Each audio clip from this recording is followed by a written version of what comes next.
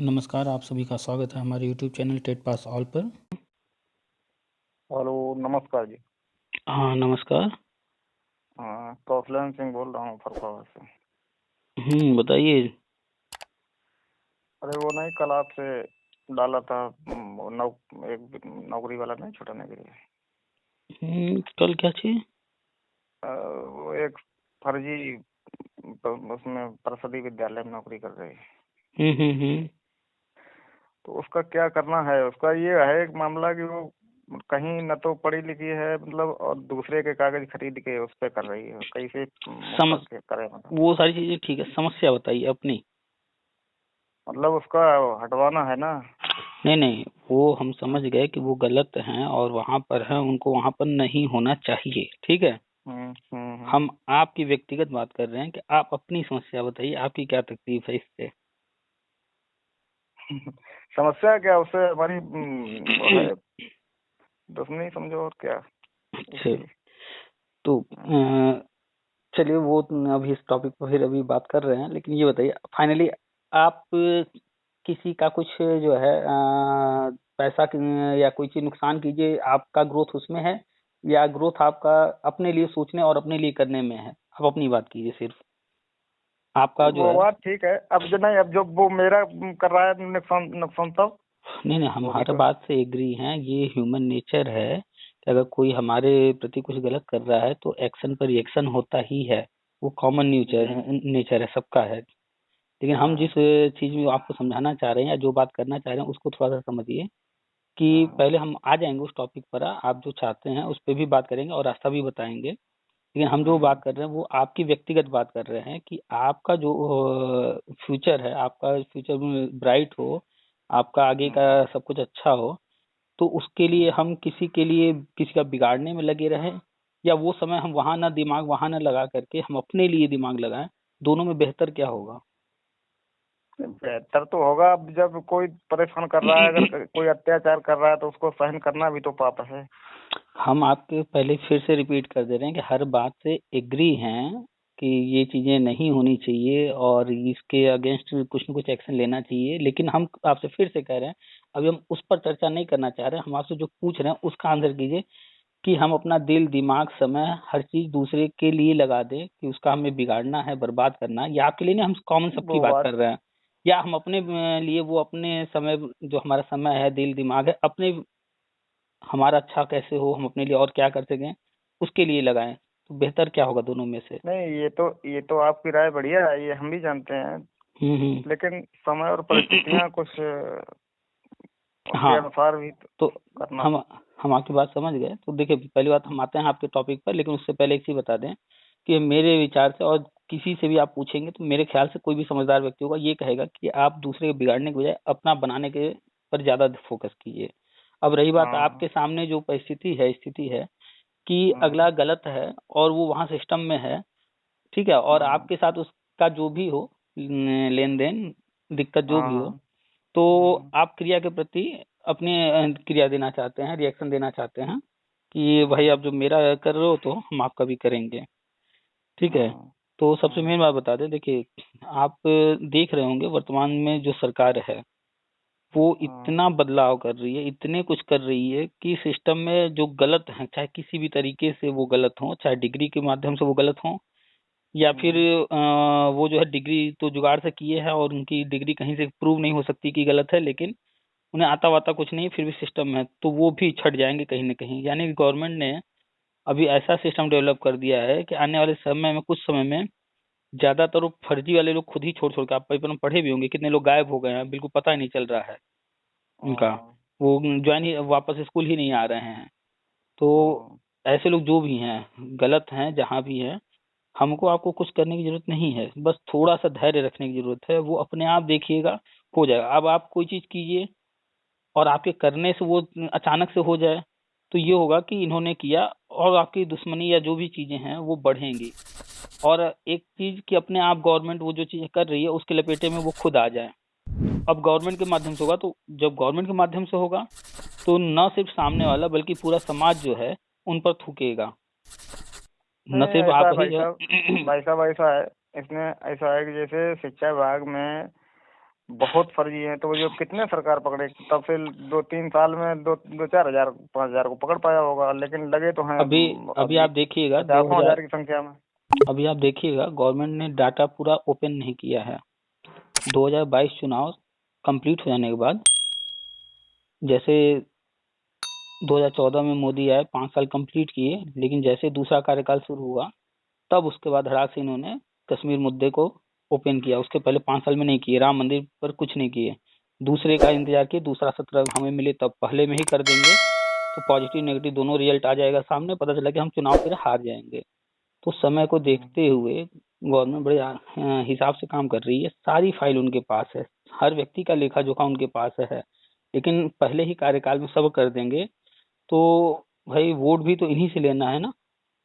भले हाँ वो तो। इनका बिगाड़ना है तो क्या हुआ, लेकिन पहले इनसे वोट भी तो लेकर के वापस आना है सत्ता में। भाई हम रहेंगे कुर्सी पर तभी तो हम कुछ कर पाएंगे। तो कुल हाँ मिलाकर के ये गवर्नमेंट के पास सारी फाइलें हैं, सब कुछ है। अभी गवर्नमेंट इस कार्यकाल में बिगाड़ने की बजाय बनाने में लगी हुई है कि हमारा जो कैसे बन जाए बहुत सारी चीजें, ताकि हम फिर दूसरी बार सत्ता में आए, फिर अगला जो होगा कार्यकाल तो उसमें हम बिगाड़ेंगे। उसके पीछे रीजन क्या है कि जो पिछली सरकारें रही हैं जो गलत करके गई हैं वो अभी अभी हाल ही में हटी हैं, लेकिन उनके लिंक अभी है।